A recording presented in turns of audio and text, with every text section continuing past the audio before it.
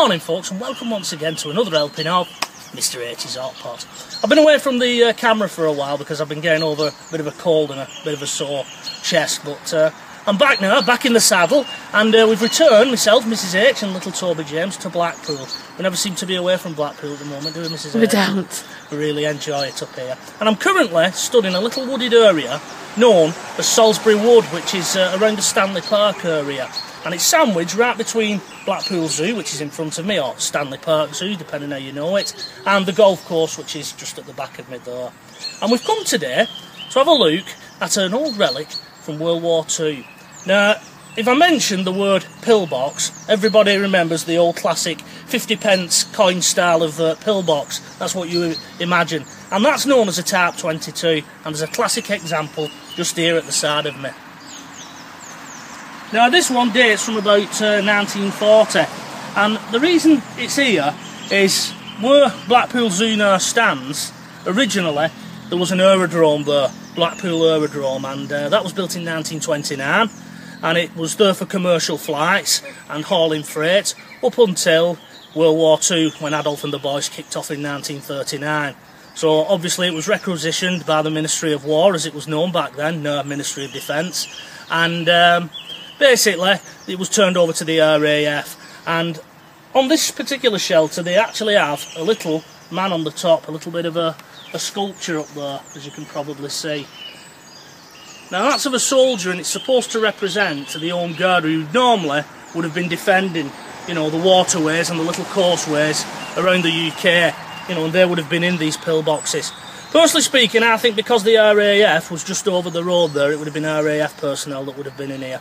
But it doesn't take anything away from it, and it is a nice little tribute to all those old blokes who, I'm sure, you know, had German paratroopers dropped, they would have happily had a go with just one bullet in the gun.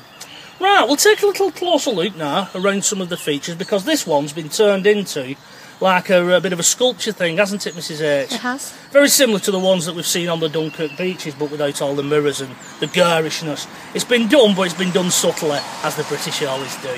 So, without further ado, we'll take a little look around now at some of the features that have been added to it, and we'll try and get some shots inside. Now, the doorway would have been here originally, but it's been blocked off, obviously, to stop people going in.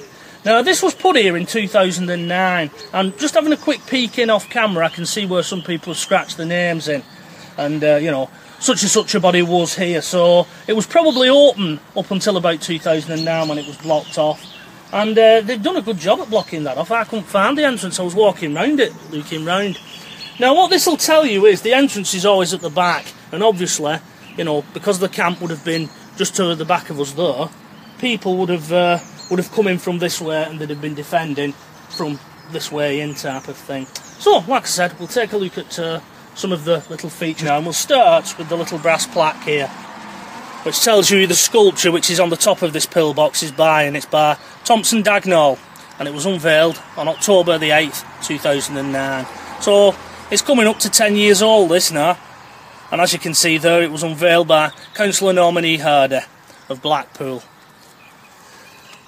Now they've put a blue plaque up here telling you a little bit about it and why it's here, and as we can see, that confirms it's a Type 22. As I said, this is the classic 50p style of pillbox.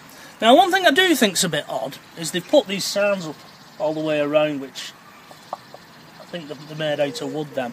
And what's ironic is this is obviously a British World War II pillbox, and they've used Germanic style Gothic lettering on it for some unknown reason. I don't think I would have chosen that, but they put one on each side of it, which we'll take a look at in a moment.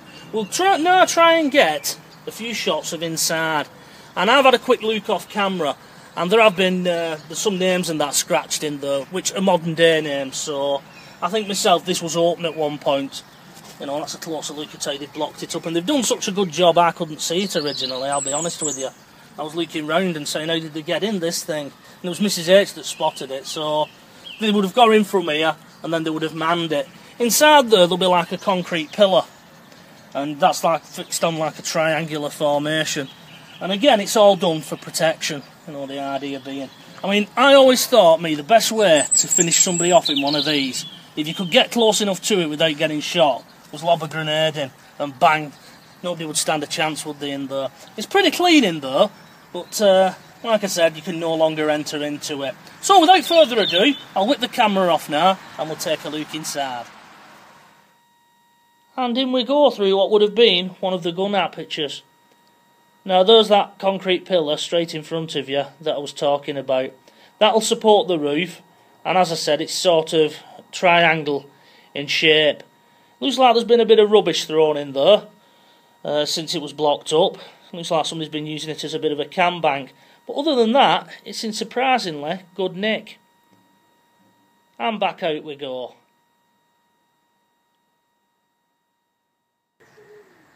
Right then, we'll take a closer look now at the words that have been put on each elevation.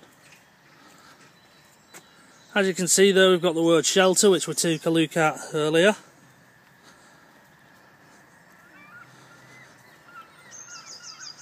On this one we've got protect.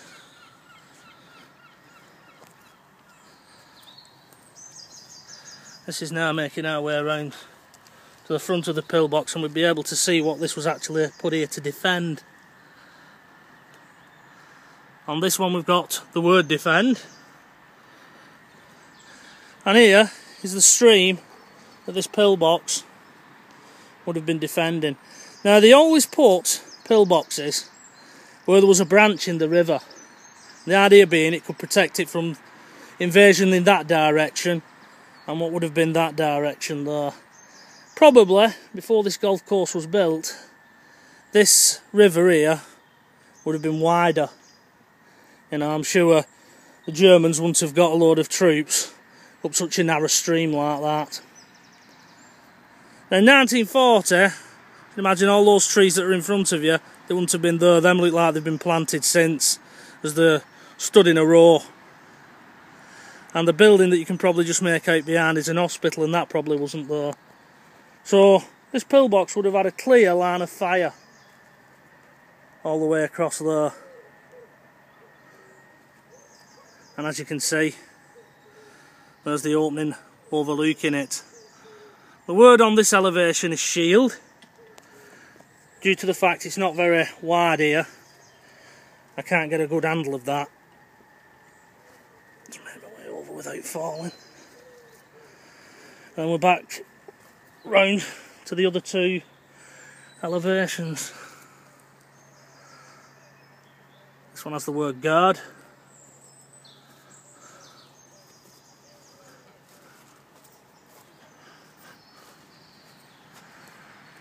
And here we have safeguard. But yeah, there we are, silent reminder of World War II. Right then folks, well that was it, just a quick little look at an old relic from World War II. It stood there since 1940 as a silent reminder of Britain's home defences. And as I said, it's nice to see that the men who would have manned these have been commemorated in a little way by putting a statue of one of the home guard up on top. Don't panic, Captain Mannering, and all that type of thing. Right, me and Mrs H are going to get off now, make our way into Blackpool and probably have some fish and chips or something like that. Or we may have a walk around Stanley Park itself, who knows. So, until the next time, from myself, from Mrs H, and from Toby James, it is bye-bye for now. Don't panic! Don't panic! Right,